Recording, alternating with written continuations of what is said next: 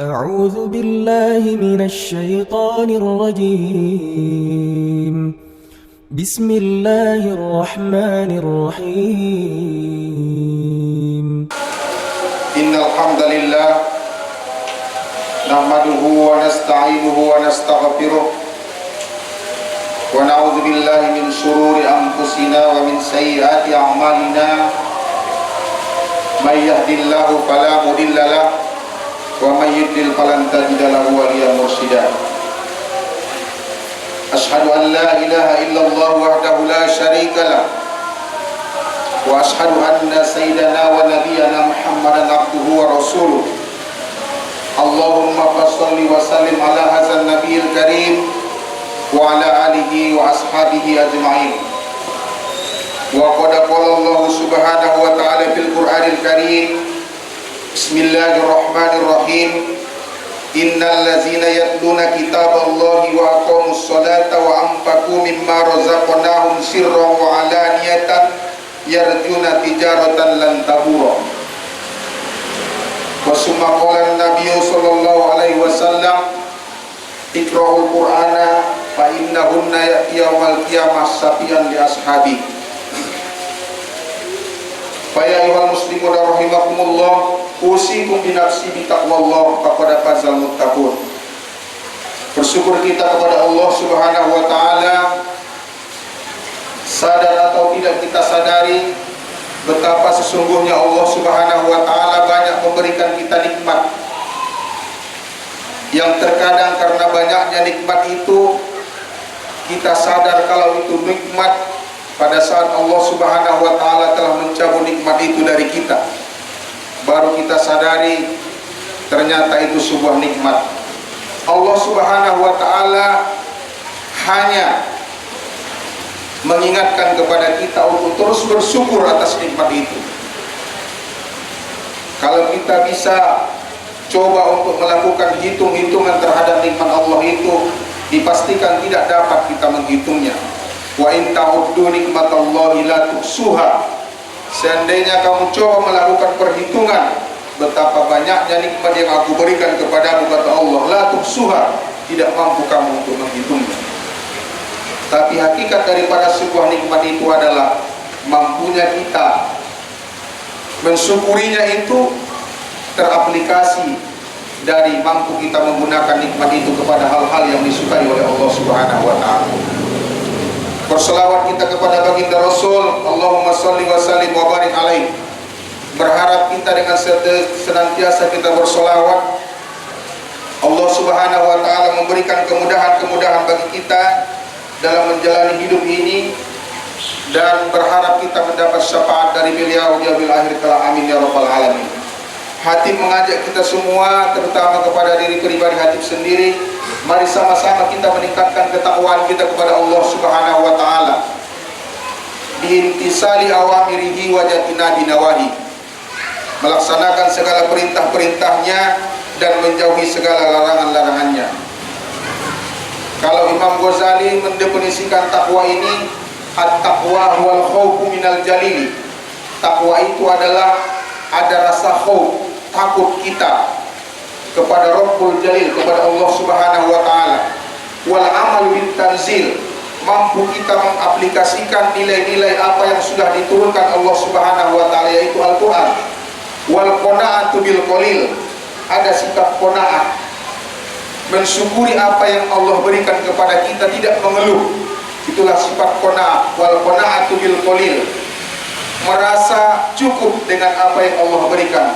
Wal istiqdadu liyaumir rohil, kita sudah mempersiapkan diri bahwa ada nanti satu hari, yaitu hari kiamat. Kita sudah mempersiapkan diri kita. Itulah hakikat daripada sebuah ketakwaan menurut Imam Ghazali. Saudara-saudara sedang jamaah Jumat yang dirahmati Allah, ayat yang kami bacakan di awal khutbah tadi, innal ladzina yatluna kitaballah, sesungguhnya orang-orang yang senantiasa membaca kitab Allah, Al-Quran, wa aqamus sholata, dan mereka mendirikan sholat, wa anfaqu mimma razaqnahum sirran wa alaniyah, dan mereka mendermakan hartanya sirra wa alaniyah, tidak melihat kondisi, baik dia dalam kondisi tidak terlihat, sembunyi-sembunyi atau terang-terangan, dia mampu melakukan infak. Yarjuna tijaratan lan taburo, mereka berharap bahwa tidak mendapat perniagaan yang merugi. Ternyata ada keistimewaan-keistimewaan yang pada saat kita konsisten yatluna kitab Allah, betul-betul kita menjadi sebuah kebiasaan, bahkan menjadi wirid yang terus-menerus kita melakukan itu ialah membaca Al-Quran. Yang pertama yang kita dapatkan adalah kita akan mendapat syafaat nanti dari Al-Quran itu di hari kiamat. Sebagaimana dalam sebuah hadis Rasulullah bersabda, "Iqra'ul Qur'ana fa innahunna ya'ti yaumal qiyamah syafi'an li ashabi." Hadis riwayat Muslim. Bacalah Al-Quran itu, karena Al-Quran itu nanti datang menjadi syafaat bagi kita, menjadi penolong bagi kita, bagi orang yang di dunia dia menjadikan Al-Quran itu sebagai sahabatnya.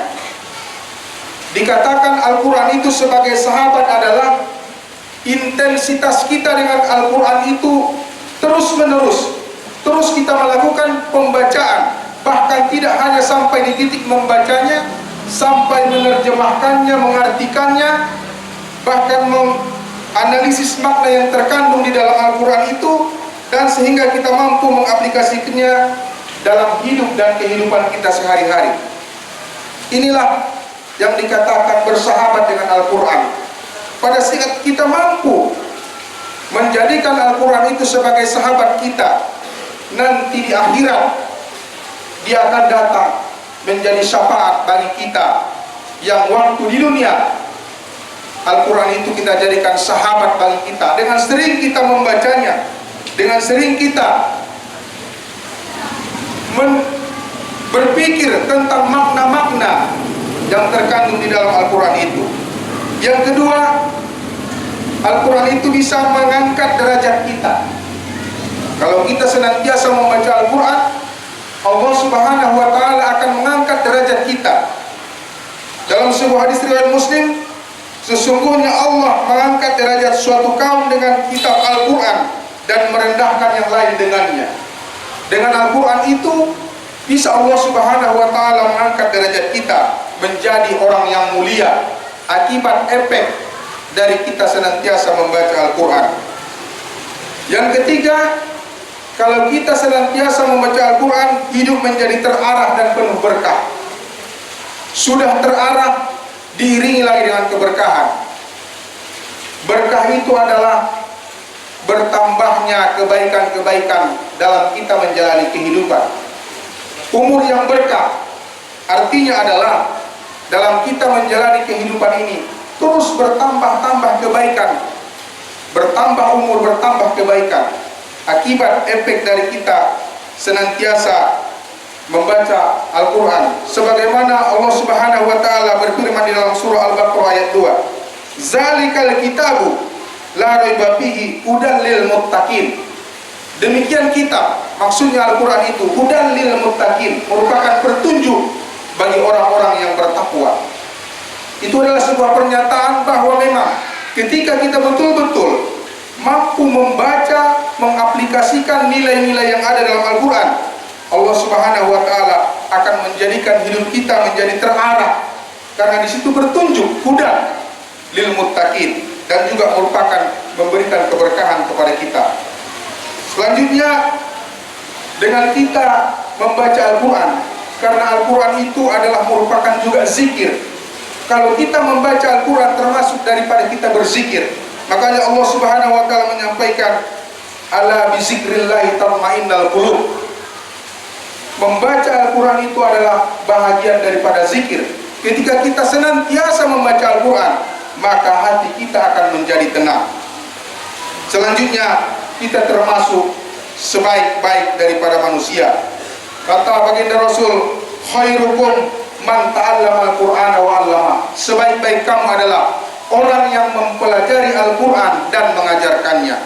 Tentunya pada saat kita mampu membaca Al-Qur'an secara terus-menerus, tidak pada saat teringat saja, itulah yang membuat kita menjadi sebaik-baik manusia, karena kita mampu mempelajari, bahkan kita mampu untuk mengajarkannya. Makanya kata Rasul, khairukum, yang terbaik dari kamu adalah ketika kamu mampu mempelajari Al-Quran dan mampu kamu untuk mengajarkannya.